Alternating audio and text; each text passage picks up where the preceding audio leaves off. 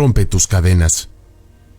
Hace mucho tiempo, en la India, vivió un joyero muy rico de nombre Pandú. Cierto día en que se dirigía su carruaje hacia la ciudad de Varanasi, Pandú se regocijaba por la bonanza del tiempo, recién refrescado por una tormenta y sobre todo por el dinero que iba a conseguir al día siguiente vendiendo las joyas en el mercado. Mirando hacia adelante, Pandú observó un monje caminando lentamente por un lado de la carretera. El monje caminaba con pasos firmes y espalda erguida. Había algo en él que irradiaba paz y fortaleza interior. Pandú pensó: si ese monje va a Varanasi, le pediré si quiere viajar conmigo. Parece un santo y yo he oído que la compañía de hombres santos siempre trae buena suerte. Así que dio órdenes de parar a los caballos hacia su fortachón esclavo llamado Mahaduta. El venerable maestro del Dharma dijo: Pandú, abriendo la puerta de su carruaje, ¿puedo ofrecerle transporte hasta Varanasi? Viajaré contigo, contestó el monje. Si comprendes que no puedo pagarte, pues no tengo posesiones materiales, lo único que puedo ofrecerte es Dharma. Acepto sus condiciones, dijo el joyero, que siempre pensaba como si estuviese negociando, y así invitó al monje a entrar a su carruaje. Durante el viaje, el monje, cuyo nombre era Narada, le habló del karma, que es la ley de causa y efecto. La gente crea sus propios destinos a través de sus acciones, dijo Narada. Buenas acciones generan de un modo natural buena fortuna, mientras que quienes cometen maldades acaban pagando por ellas tarde o temprano. Pandú se encontraba a gusto con su compañero. Le gustaba oír cosas con sentido, pues él era un hombre muy práctico y también tenía raíces buenas y profundas en el Dharma, aunque esto último él no lo sabía. De repente Pandú, el joyero, interrumpió ásperamente a Narada cuando su carruaje se paró en mitad de la carretera. ¿Qué ocurre?, Pandú gritó irritado a su esclavo Mahaduta. No hay tiempo que perder. Varanasi estaba aún a 10 millas de distancia y el sol se estaba poniendo por el oeste. Es el carromato de un estúpido agricultor en medio de la carretera, vociferó Mahaduta. El monje y el joyero abrieron las puertas del carruaje y se asomaron para ver qué ocurría. Un poco más adelante y bloqueando la carretera, había un carromato cargado de sacos de arroz. La rueda derecha yacía averiada en una zanja. El agricultor estaba sentado en el suelo intentando reparar una pieza rota. «¡Yo no puedo esperar!» «Mahaduta», gritó Pandú, «aparta su carromato». El campesino se levantó de un salto para protestar, y Narada se volvió hacia Pandú para pedirle que pensase otro modo de resolver la situación. Pero antes de que nadie pudiese decir una palabra, el fortachón Mahaduta ya había saltado de su asiento y, arremetiendo contra el carromato del agricultor, lo empujó dentro de la zanja, y varios sacos de arroz cayeron en el barro. El agricultor se fue corriendo y vociferando hacia Mahaduta, pero se frenó al darse cuenta de que el esclavo le doblaba en tamaño y fuerza. Sonriendo maliciosamente, Mahaduta levantó su puño. Estaba claro que habría disfrutado dando una paliza al campesino si su amo no tuviese tanta prisa. Al mismo tiempo que el esclavo volvía a su asiento y retomaba las riendas del carruaje, el monje se bajó a la carretera y, dirigiéndose a Pandú, le dijo: «Estoy descansando y en deuda contigo, por haberme llevado durante 1 hora. ¿Y qué mejor modo de saldar esta deuda que ayudando a este desafortunado agricultor al que tú has maltratado? Al hacerle daño puedes dar por seguro que un daño similar te ocurrirá a ti. Así que tal vez, si yo le ayudo un poco, puedo hacer que tu deuda con él no sea tan grave. Y esto debido a que además el agricultor fue un familiar tuyo en una vida previa.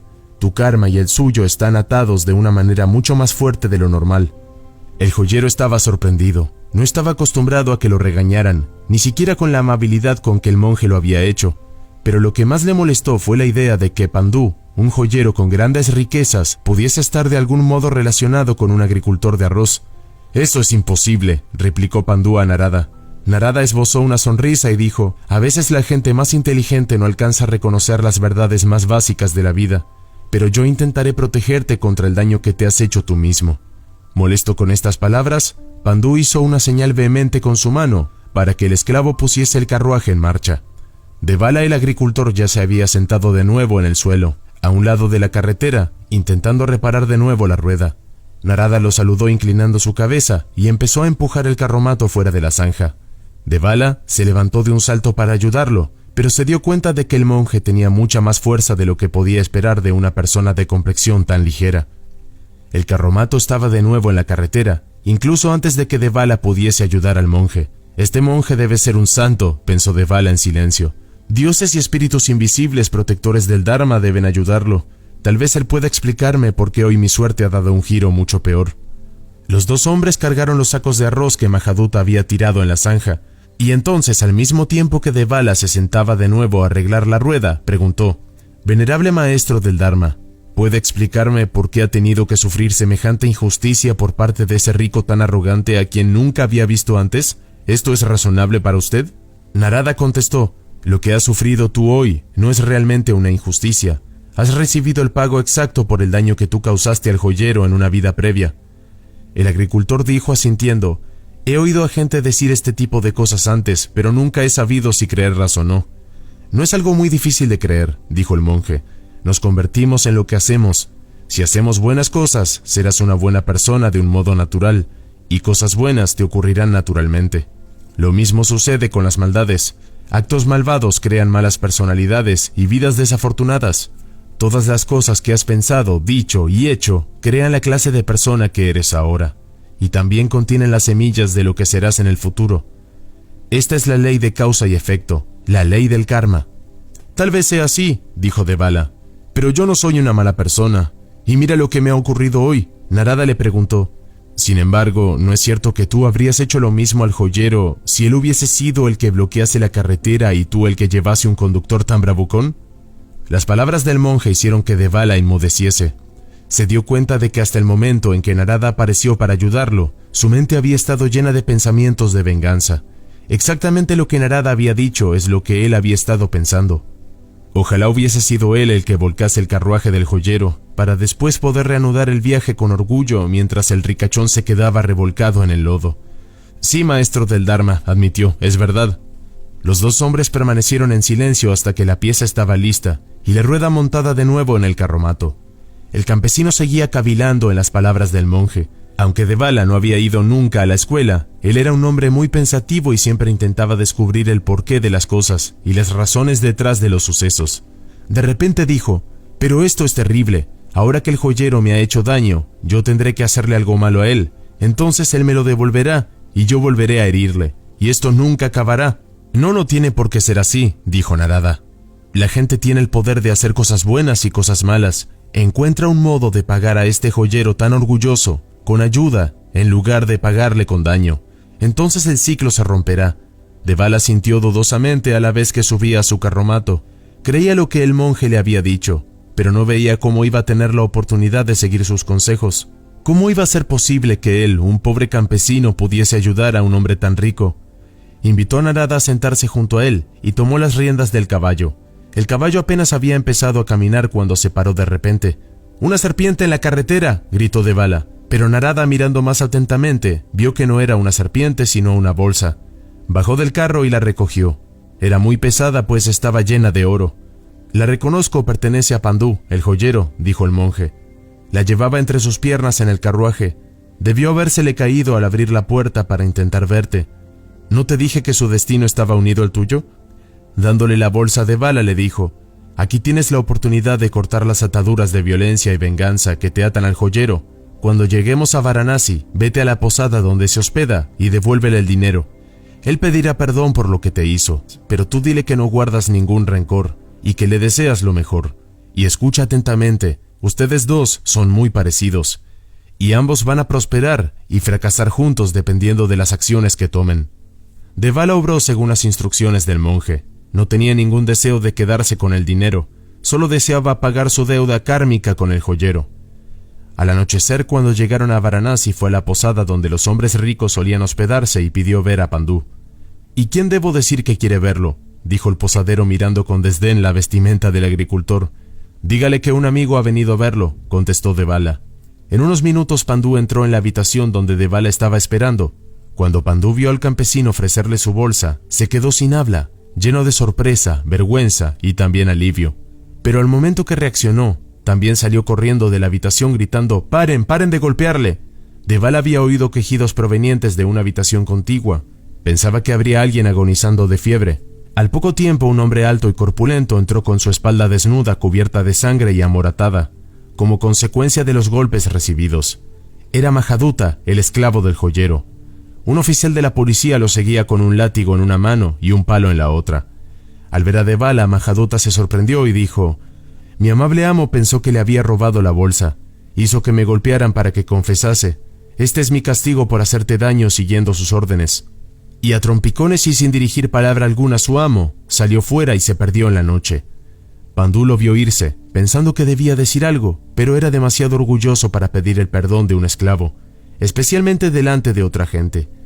El joyero no había tenido la oportunidad de saludar a Devala y de tomar su bolsa. Justo cuando iba a hablar, un hombre corpulento vestido con ricas sedas entró a la habitación gritando: «Pandú, me contaron lo que ha pasado.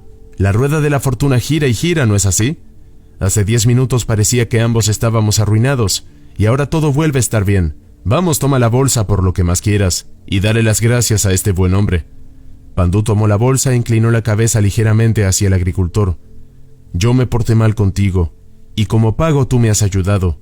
No sé cómo podré pagarte por lo que has hecho», dijo Pandú. «¿Cómo? Dale una recompensa, Pandú», dijo aquel hombre rico. «Recompénsalo». Inclinándose hacia abajo, Devala dijo: «Te he perdonado y no necesito ninguna recompensa. Si no hubieses ordenado a tu esclavo volcar mi carro, posiblemente nunca habría tenido la oportunidad de conocer al venerable Narada, ni de oír sus enseñanzas, las cuales me han beneficiado más que cualquier cantidad de dinero. He tomado la resolución de nunca volver a dañar a otro ser vivo, ya que no quiero que me vuelvan a suceder calamidades como consecuencia de ello.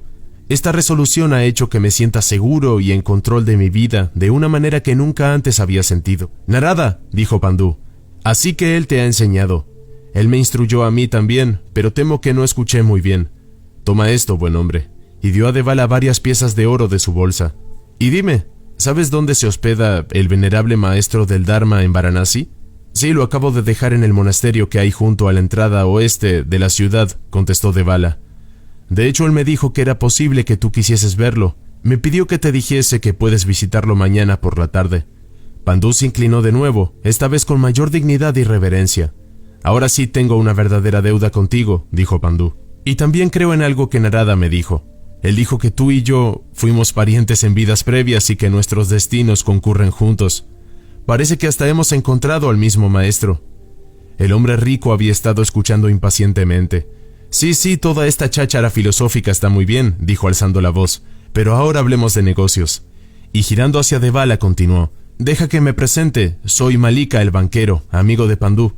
Tengo un contrato con un secretario del rey para proveer el mejor arroz para su cocina, pero hace 3 días que mi competidor, deseando mi fracaso frente al rey, compró todo el arroz en Varanasi. Si no hago la entrega mañana estaré arruinado, pero ahora, amigo mío, tú estás aquí, y esto es lo que importa. ¿Es tu arroz de primera calidad? ¿Fue dañado por las acciones de Mahaduta? ¿Cuánto arroz tienes? ¿Tienes algún acuerdo para venderlo? ¡Habla!». Sonriendo ante la impaciencia del banquero, Devala contestó: «He traído 1500 libras de arroz de primera calidad. Solo uno de los sacos se mojó un poco en el barro. No tengo nada apalabrado, y tenía previsto llevarlo al mercado mañana por la mañana». «¡Espléndido! ¡Espléndido! ¿Al mercado dices?», Malika exclamó frotándose las manos. «Supongo que aceptarás el triple de lo que obtendrías en el mercado, ¿no?». «Lo aceptaré», respondió Devala. «Claro que sí», dijo el banquero. Llamó a sus sirvientes e hizo que descarguen el carro de Devala inmediatamente, y se dispuso a pagarle generosamente. Al mismo tiempo que contaba y ponía las monedas de oro en las manos de Devala, le dijo a Pandú: «Un hombre nunca sabe de dónde vendrá la ayuda cuando la necesita. Nunca pierdas la esperanza, pues la vida es un maravilloso misterio, ¿no? Y esto completa el pago». «No lo malgastes en el juego», dijo Malika a Devala, mientras se retiraba riéndose para continuar con su cena.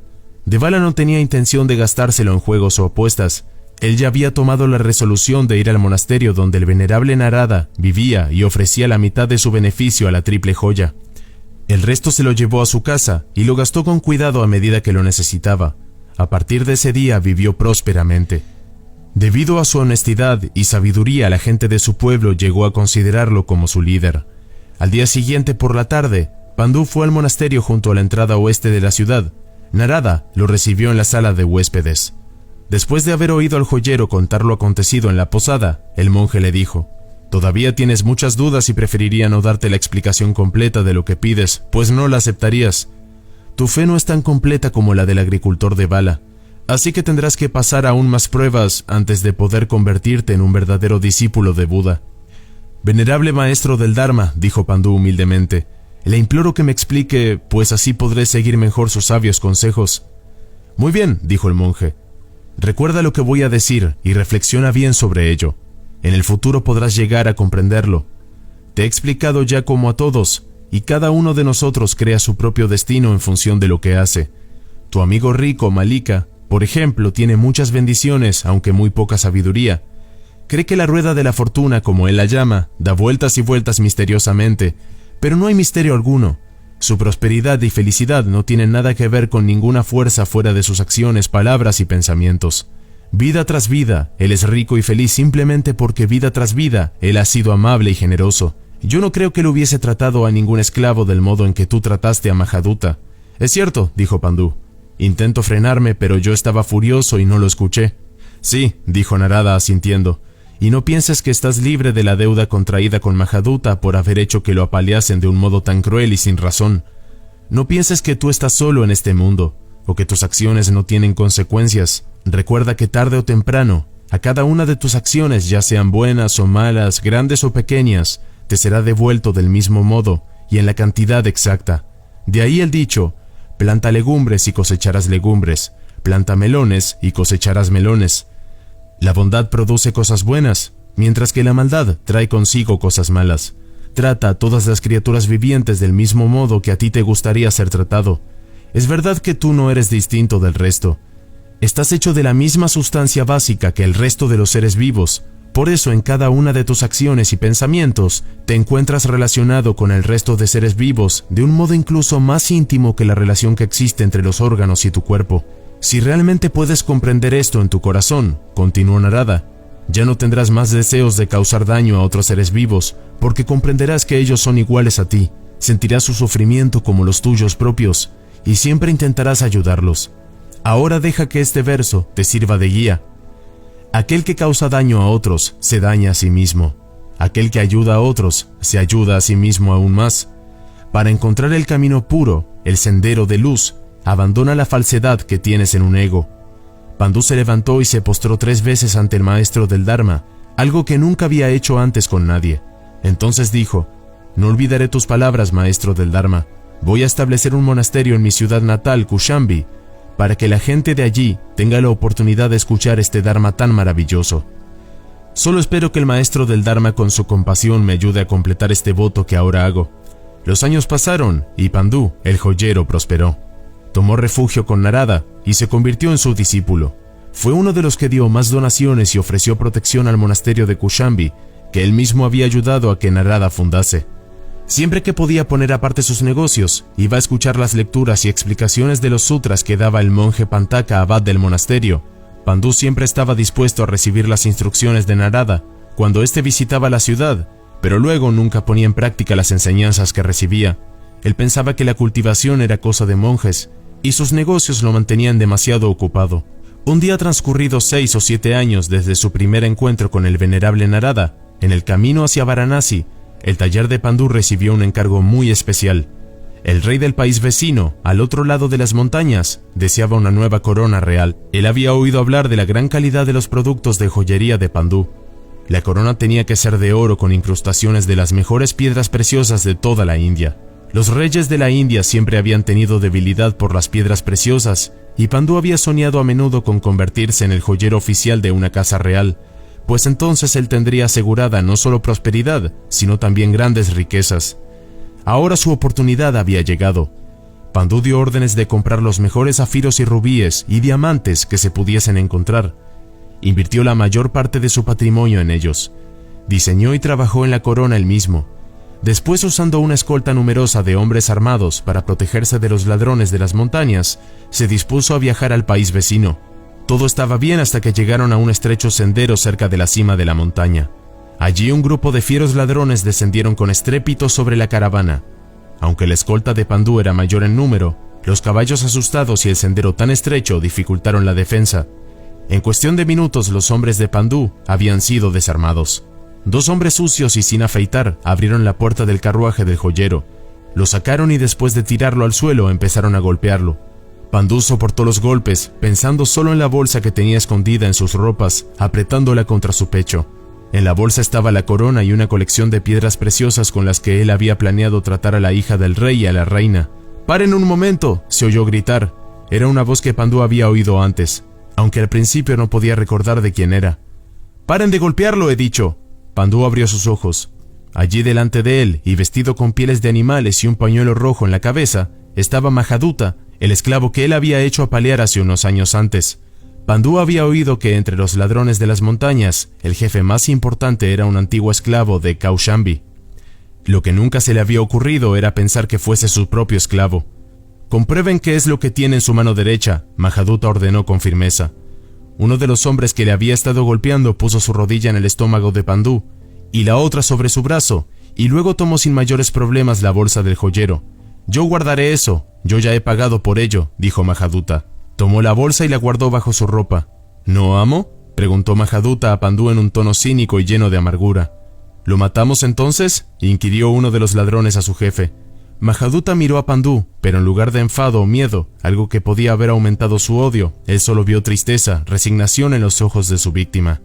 Él no sabía que en ese momento Pandú se estaba acordando de las palabras del venerable Narada, tan claras como si las hubiese oído ayer.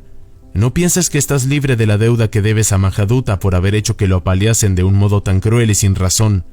No pienses que tú estás solo en este mundo, o que tus acciones no tienen consecuencia. Si realmente puedes comprender esto en tu corazón, ya no tendrás más deseos de causar daño a otros seres vivos, porque comprenderás que ellos son iguales que tú. Sentirás su sufrimiento como si fuera tuyo». Pandú suspiró. De repente se dio cuenta que nunca había aceptado las instrucciones de su maestro. Nunca había creído realmente que eran para él, sino para que se aplicaran a otros. Iba a morir ahora de un modo violento, y antes de su hora sin la oportunidad de despedirse de su familia. Él había sido causante de todo lo que le ocurría, era por su culpa. Ni siquiera una vez se le había pasado por la cabeza el pensar en la suerte de su esclavo Mahaduta.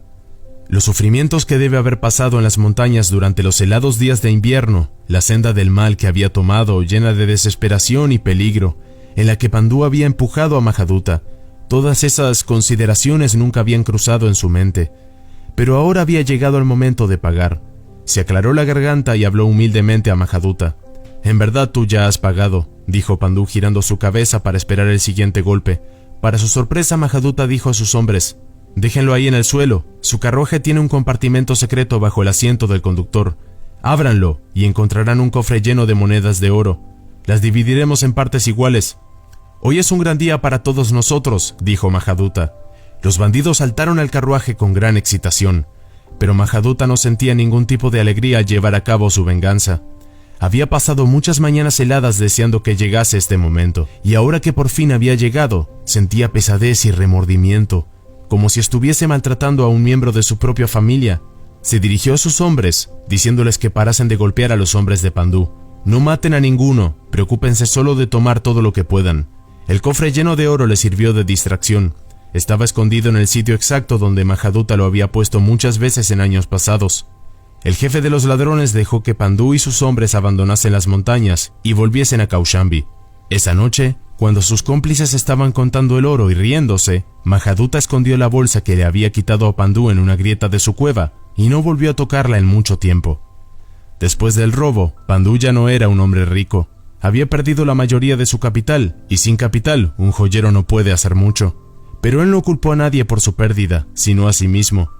«Cuando era joven me porté mal con otras personas», dijo a su familia.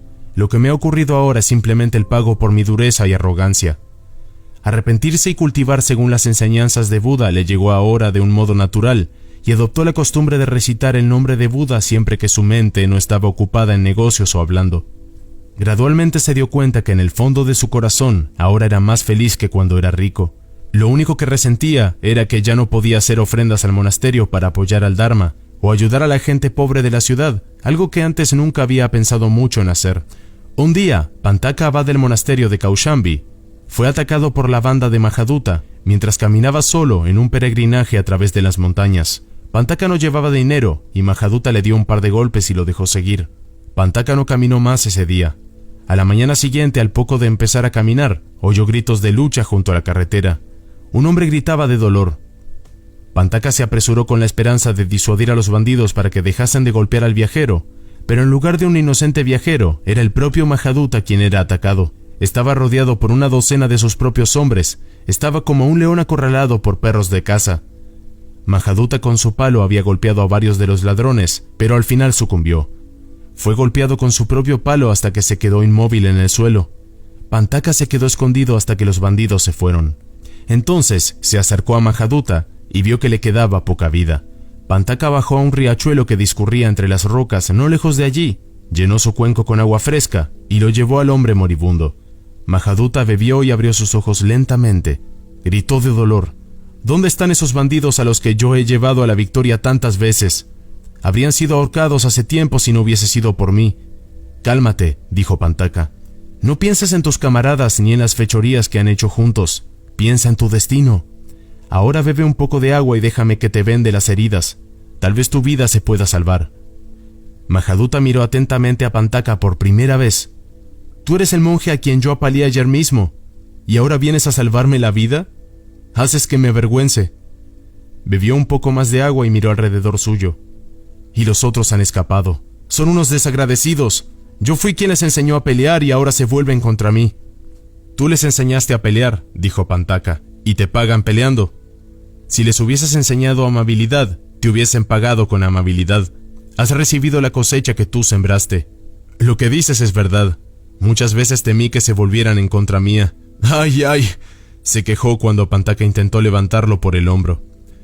No creo que pueda salvar mi vida, pero dime, si puedes, ¿cómo me puedo salvar del sufrimiento de los infiernos que me merezco como pago por una vida llena de maldad? Últimamente he sentido como si mi final estuviese cerca y la angustia de lo que viene después me pesaba como si llevase una gran piedra oprimiéndome el pecho. A veces casi no podía respirar. Arrepiéntete sinceramente de tus ofensas y refórmate, dijo Pantaka. Arranca de raíz la codicia y el odio de tu corazón, y en su lugar, llénalo de pensamientos de amor hacia todos los seres vivos. Pero yo desconozco esos buenos sentimientos, dijo Mahaduta. Mi vida ha sido una historia llena de maldades sin nada bueno. Voy a ir directo a los infiernos sin tener la oportunidad de ir por el camino noble que tú has caminado, maestro del Dharma. No desesperes, contestó Pantaka, y no infravalores el poder del arrepentimiento y la reforma. Recuerda que un único pensamiento sincero de arrepentimiento puede borrar 10,000 leones llenos de maldades. Por ejemplo, ¿has oído hablar del gran ladrón Kandata, que murió sin arrepentirse y cayó a los infiernos ininterrumpidos? Después de haber sufrido allí durante varios eones, el Buda Sakyamuni apareció en el mundo y obtuvo la iluminación bajo el árbol de Bodhi. Los rayos de luz que en ese momento salieron de entre sus cejas penetraron en los infiernos e inspiraron a los seres que allí sufrían a tener esperanza y a buscar una nueva vida. Mirando hacia arriba, Kandata vio al Buda meditando bajo el árbol de Bodhi y exclamó: «¡Sálvame! ¡Sálvame tú, honrado por el mundo! Yo estoy sufriendo aquí por todas las maldades que he cometido, y no puedo salir. Ayúdame a andar el camino que tú has caminado, honrado por el mundo». Buda miró hacia abajo y vio a Kandata. «Te guiaré en tu liberación», dijo Buda, «pero debe ser mediante el uso de tu propio buen karma». «¿Qué cosas buenas hiciste, Kandata, cuando estabas en el mundo de los hombres?» Kandata permaneció en silencio, pues había sido un hombre muy cruel, pero el honrado del mundo, con su ojo de Buda, miró en el pasado de Kandata y vio que una vez, cuando iba caminando por el sendero en el bosque, evitó pisar una araña y pensó: «La araña no ha herido a nadie, ¿por qué habría de aplastarla?». Al ver esto, el Buda envió una araña para que tejiese un hilo muy fino que bajase a los infiernos ininterrumpidos. «Sujétate al hilo», dijo la araña, «y date prisa en subir». Kandata se apresuró a coger el hilo y empezó a subir. El hilo aguantaba bien, subía rápido, cada vez más alto. De repente notó que el hilo temblaba, como si un nuevo peso hubiese sido añadido. Kandata miró hacia abajo y vio que otros seres de los infiernos habían empezado a trepar también por el hilo. El hilo se estiraba cada vez más, pero sin romperse. Más y más seres del infierno se aferraban al hilo. Kandata ya no miraba a Buda. En lugar, lleno de miedo, miraba a los otros seres del infierno que subían por debajo de él. Paró de subir. «¿Cómo puede este hilo soportar el peso de todos?», pensó Kandata. «¡El hilo es mío!», gritó hacia abajo. «¡Suéltenlo, suéltenlo, es mío!». Inmediatamente el hilo se rompió, y Kandata y el resto cayeron otra vez a los infiernos. «El arrepentimiento de Kandata no fue sincero», dijo Pantaka a Mahaduta. «No se reformó. El hilo de araña hubiese aguantado porque un pensamiento generoso tiene la fuerza suficiente para salvar la vida a miles. Pero Kandata rompió ese hilo. Él todavía se aferraba a la ilusión de su ego, y sus malos hábitos eran muy fuertes. No estaba dispuesto a ayudar a nadie más. Incluso el honrado por el mundo no lo pudo salvar. «Déjame pensar a ver si puedo encontrar un hilo que pueda ayudarme a mí», dijo Mahaduta llorando. «Si hay algo bueno que pueda hacer, no me lo guardaré para mí». Los dos hombres permanecieron en silencio durante un rato. Mientras Pantaka lavó las heridas de Mahaduta, el jefe de los ladrones respiraba ahora más tranquilo. Al final dijo: «Hay una cosa buena que hice una vez. Si se puede llamar bueno a parar de hacer algo malo». «Sí se puede», dijo Pantaka. «Si hay una cosa buena que todavía puedes hacer. ¿Conoces por casualidad a Pandú, el rico joyero de Kaushambi?» «Soy de Kaushambi y lo conozco bien», dijo Pantaka, «aunque él ya no es rico». «¿No? Siento oír eso, qué raro. Debería estar contento, pues él fue quien me enseñó a ser rudo y a maltratar a la gente. Cuando era un joven esclavo, él me envió a aprender a pelear con un luchador, para así poder ser su guardaespaldas. Siempre que abusaba de alguien, él me recompensaba. Su corazón era duro como una roca. Una vez hizo que me apalearan y fue entonces cuando me escapé a las montañas. Pero me han dicho que ha cambiado y que ahora se lo conoce en todos lados por su amabilidad y benevolencia. Es algo difícil de imaginar. ¿Es eso cierto, maestro del Dharma?» «Sí, es cierto», dijo Pantaka. «El poder del arrepentimiento sincero es realmente inconcebible y nunca deja de sorprenderme», dijo Mahaduta. «Muchas veces planeé vengarme de ese hombre», Mahaduta continuó. «Lo iba a torturar del mismo modo que él me torturó a mí. Cuando finalmente cayó en mis manos, al ver su cara yaciendo indefenso en la carretera, apretando sus joyas contra su pecho, resignado a morir, no lo pude hacer, maestro de Dharma. Sentí como si fuese a torturar a mi propio hermano». «Todos los hombres somos hermanos», dijo Pantaka. «Cada hombre ha sido tu padre en una vida pasada, y cada mujer tu madre, y con este hombre tú tienes afinidades especialmente fuertes, para bien y para mal». Mahaduta asintió. «Debe ser así. Ese día lo despojé de sus joyas y su oro, pero dejé que él y sus hombres se fueran. El oro se lo di a mis secuaces para que no protestaran por dejarlos escapar vivos, pero sus joyas todavía las tengo escondidas en una grieta en mi cueva. Por alguna razón no he podido deshacerme de ellas. No era solo cuestión de que una corona como esa es difícil de vender. Sentí que tenía que guardarla para algo. No sabía para qué. Ahora me alegro de haberlo hecho». Mahaduta paró un momento y se giró hacia Pantaka. «Concédame un último favor, maestro del Dharma. Mi cueva está detrás de un cedro muy alto, que hay junto al riachuelo media milla por encima de nosotros. Podrá ver la parte más alta del cedro desde el camino. La corona de Pandú y sus joyas están en una ranura vertical justo a la izquierda de la entrada. En la ranura vaya recto y después hacia arriba y a la derecha. ¿Puede recordarlo?» «Sí», contestó Pantaka. Mahaduta continuó. «Pero no vaya solo. Dígale a Pandú que reclute 30 hombres armados. Mis hombres son pocos y sin mí carecen de coraje. Pandú podría vencerlos fácilmente.